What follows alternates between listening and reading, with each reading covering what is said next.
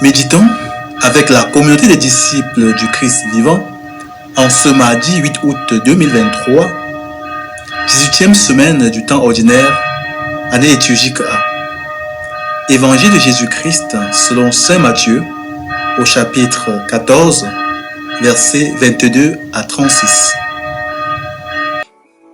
Jésus avait nourri la foule dans le désert. Aussitôt, il obligea les disciples à monter dans la barque et à le précéder sur l'autre rive pendant qu'il renverrait les foules. Quand il les eut renvoyés, il gravit la montagne à l'écart pour prier. Le soir venu, il était là seul. La barque était déjà à une bonne distance de la terre. Elle était battue par les vagues, car le vent était contraire. Vers la fin de la nuit, Jésus vint vers eux en marchant sur la mer. En le voyant marcher sur la mer, les disciples furent bouleversés. Ils dirent : « C'est un fantôme ». Pris de peur, ils se mirent à crier. Mais aussitôt Jésus leur parla : « Confiance, c'est moi, n'ayez plus peur. » Pierre prit alors la parole. « Seigneur, si c'est bien toi, ordonne-moi de venir vers toi sur les eaux. » Jésus lui dit : « Viens. » Pierre descendit de la barque. Il marcha sur les eaux pour aller vers Jésus. Mais voyant la force du vent, il eut peur. Et comme il commençait à enfoncer, il cria : « Seigneur, sauve-moi !» Aussitôt, Jésus étendit la main, le saisit et lui dit : « Homme de peu de foi, pourquoi as-tu douté ?» Et quand ils furent montés dans la barque, le vent tomba. Alors ceux qui étaient dans la barque se prosternèrent devant lui et ils lui dirent : « Vraiment, tu es le Fils de Dieu. » Après la traversée, ils abordèrent à Génézareth. Les gens de cet endroit reconnurent Jésus. Ils firent avertir toute la région et on lui amena tous les malades. Ils le suppliaient de leur laisser seulement toucher la frange de son manteau, et tous ceux qui le faisaient furent sauvés. Acclamons la parole de Dieu. Méditation. Frères et sœurs en Christ, que la grâce de notre Seigneur Jésus-Christ abonde dans chacune de nos vies. La vie chrétienne est une vie de foi. C'est la foi qui nous fait croire à la résurrection. C'est la foi qui nous fait entretenir une relation quotidienne avec le Seigneur. C'est la foi qui nous fait étudier, car nous croyons qu'à la fin, nous aurons un travail. La foi est un élément clé de la vie humaine et de la vie chrétienne, sans laquelle très peu est possible. Dans cet épisode de la vie de Jésus et ses apôtres, nous avons le témoignage de la foi de l'apôtre Saint Pierre. Une foi courageuse, une foi d'enfant, mais qui vacille face aux difficultés. Aujourd'hui, nous voulons nous arrêter sur le courage de la foi de Saint Pierre. Il est dans la barque avec les autres disciples.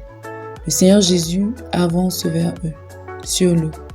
Au début, il croit que le Seigneur est un fantôme. Il les rassure sur son identité. C'est bien lui qui avance sur l'eau.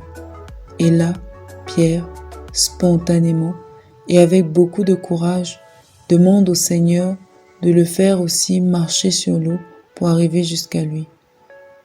On peut se demander ici comment il a eu le courage de demander cela à Jésus, de prendre un tel risque, de demander au Seigneur de le faire marcher sur l'eau.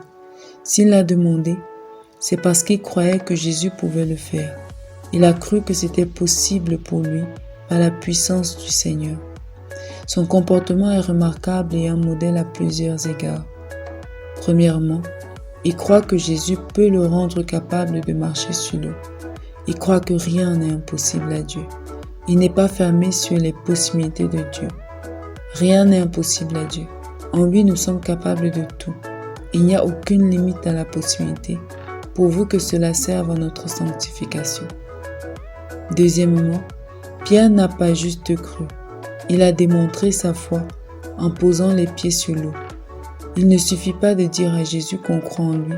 Nous devons aussi avoir le courage de faire ce qu'il nous dit et de lui faire confiance.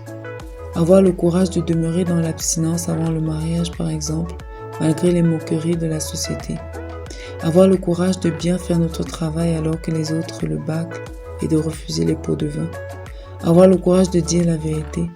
Le courage de nous lancer dans un nouveau projet que le Seigneur nous a mis à cœur. Le courage de nous engager dans notre vocation. Troisièmement, Pierre ne comptait pas sur lui-même mais sur le Seigneur. Il a demandé à Jésus de le faire marcher sur l'eau. Ça ne dépendait pas de ses propres capacités, mais de la force du Seigneur. Il savait que c'est Dieu qui le rend capable. Et nous, le savons-nous? Enfin, la scène avec l'apôtre Pierre nous encourage. Notre foi n'a pas forcément besoin d'être au top, car le Seigneur vient au secours de notre faiblesse. Il sait combien nous voulons, souvent, et ne pouvons pas. Pierre a cru, mais les vents contraires et les difficultés l'ont amené à douter et à se détourner de son assurance en Jésus-Christ. Le Seigneur ne l'a pas condamné, mais il l'a soutenu et il l'a aidé. Ayons le courage de placer notre foi en Jésus et d'agir conformément à cette foi. Souvent nous avons peur de ne pas y arriver, peur de couler, mais le Seigneur attend de nous notre volonté de croire en lui. S'il sait et voit que nous voulons venir à lui, malgré la faiblesse de notre foi, alors il nous aidera et nous fortifiera. Revenons à nous-mêmes. Dans quel domaine de nos vies avons-nous besoin de marcher sur l'eau avec Jésus? Dans quel domaine avons-nous besoin de la foi, de nous lancer avec le Seigneur? Prions. Seigneur, accorde-nous la grâce du courage, de la foi et de la confiance en toi, et fortifie notre foi qui est souvent vacillante. Intercession. Pour tous les appelés à la vie consacrée, que le Seigneur leur donne le courage de la foi et de la confiance en lui. Maman Marie, prie pour nous. Exercice spirituel. Prions fortement le Seigneur aujourd'hui et demandons-lui la grâce d'augmenter notre foi en lui. Loué soit Jésus-Christ.